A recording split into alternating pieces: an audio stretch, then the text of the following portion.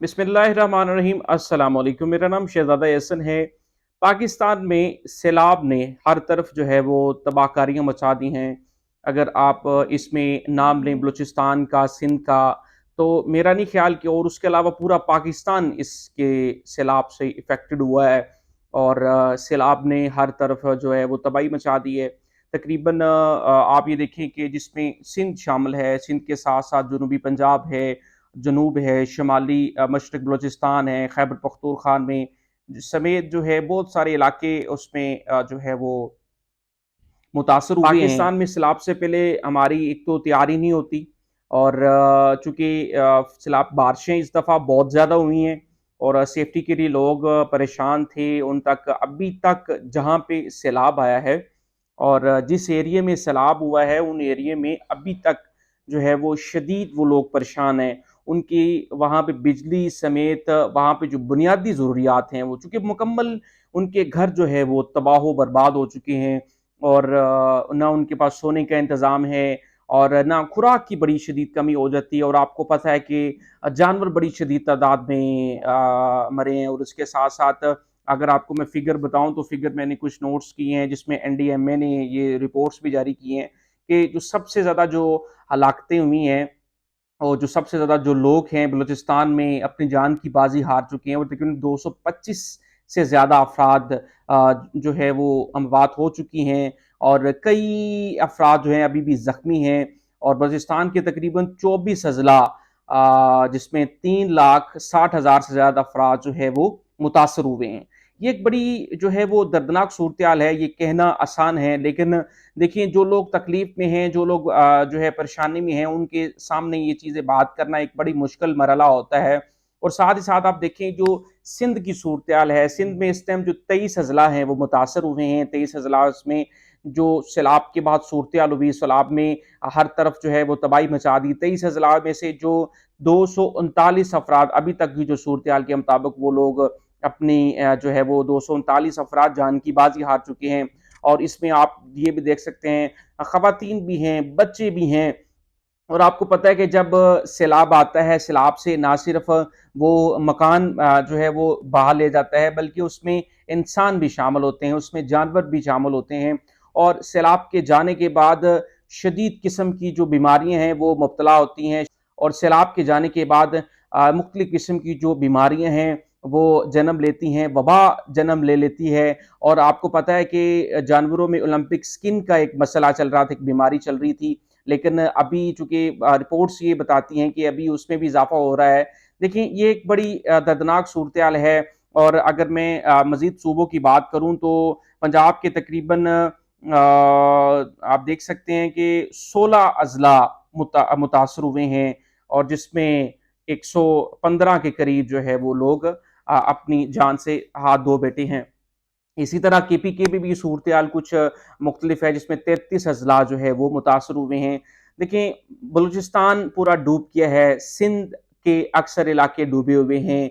आज इतनी शदीद और तकलीफ़देह मरहला है कि लोग डिस्कस करना जो है वो मुश्किल होता जा रहा है।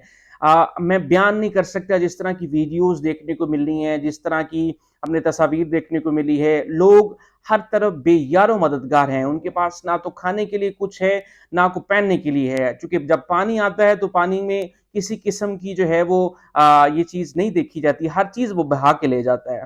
तो ये एक शदीद किस्म की पाकिस्तान की मुश्किल सूरत-ए-हाल है। पाकिस्तान की अवाम, पूरी अवाम जो है उनके साथ है, पाकिस्तान की पूरी अवाम ने यकजान उनको सपोर्ट कर रहे हैं।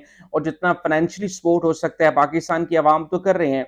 लेकिन चूँकि हमारे हुक्मरानों को ये सोचना चाहिए कि वो अपनी आलीशान मकानात से निकलें, एसी कमरों से निकलें, सड़कों से होते हुए वो पाकिस्तान हुक्मरानों को चाहिए कि पाकिस्तान की जो अवाम है, जो उनको वोट देती है, जो उनको मुंतखब करती है, जो उनको अपना नुमाइंदा ज़ाहिर करती है कि आप जाके हमारे लिए ऐवानों में बात करें। उनको चाहिए कि वो अपनी टाइम निकाल कर, ये चूँकि ये इससे कोई तकलीफ़ मरहला नहीं हो सकता कि आप ये देखें कि लोग परेशान हैं।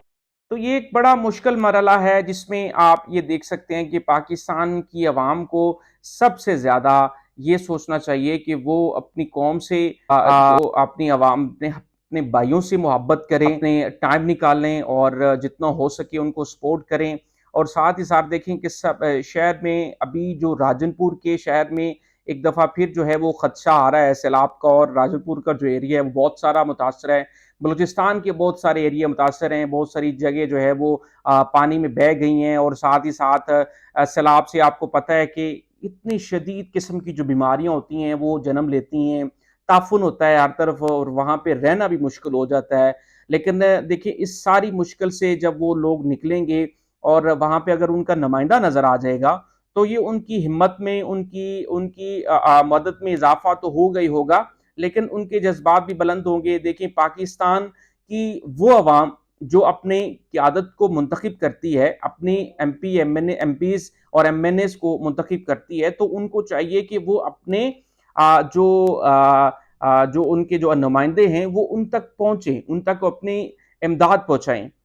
یہ ایک اہم مرحلہ ہوتا ہے جس میں لوگوں کو سپورٹ کرنا چاہیے۔ میں یہ سمجھتا ہوں کہ 2005 کا جو زلزلہ آیا تھا جس سے تباہ کاریاں ہوئی تھیں، اور دیکھیں ساتھ ہی ساتھ اس نے جو ہے وہ پوری فضا جو ہے وہ سوگوار ہو چکی تھی، اس سے زیادہ نقصانات ہوئے ہیں، اور اس چیز کا ابھی تک تعین نہیں کیا جا سکا۔